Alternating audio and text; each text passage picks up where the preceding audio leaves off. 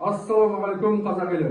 Біздер Жаңаөзендік порты азаматтары мемлекетіміздің болашағына алаңдай отырып, еліміздің тағдыры таразыға түсіп тұрған шақта билік тарапынан асығыс дайындалған, халықпен тиісті деңгейде талқыланбаған жаңа ата заңды референдумға шұғыл түрде шығарылуын құптамайтындығымызды, мұндай реформаларды қолдамайтындықтарымызды мәлімдейміз, яғни өз наразылықтарымызды білдіреміз.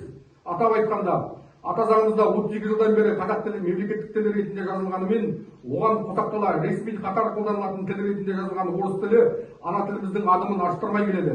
Қазақ ұлтының үлесі 80%-ға жуықтаған моноұлтты мемлекет бола тұра, түрлі желеумен орыс тілін мемлекеттік тілмен тағы да қатар қою билік басындағылардың өз мүдделері үшін жасаған қазақ тіліне деген қиянаты деп білеміз.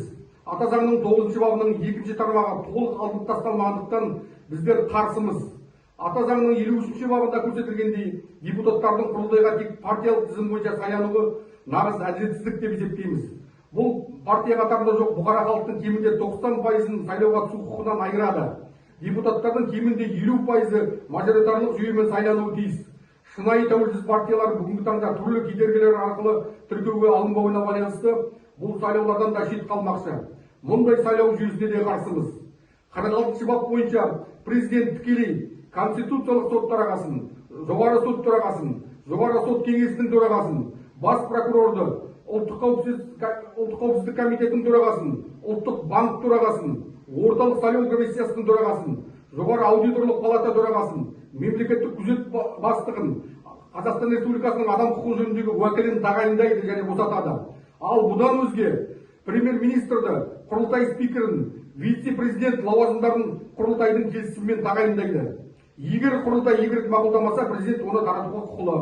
Бұл парламенттің заң шығару тетігінде президентке бағынышты ету деген сөз. Өздерін таратып жіберместік үшін құрылтай әркез мақұлдауға мәжбүр болып отырады.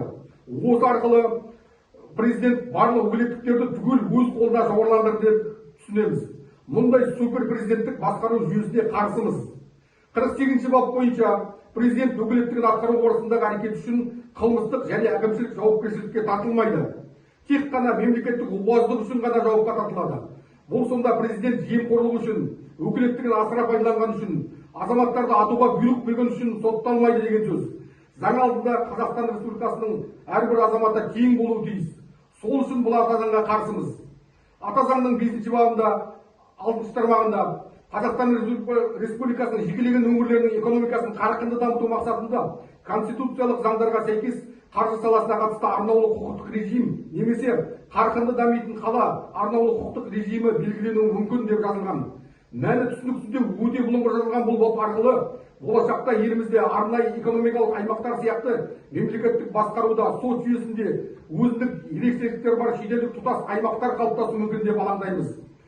Егер бұл мәселе тек Алатау қаласына қатысты болса, онда ол анық көрсетілуі тиіс. Мемлекетіміздің ішіндегі құрылу мүмкін мұндай шағын шетелдік анклавтарға қарсымыз.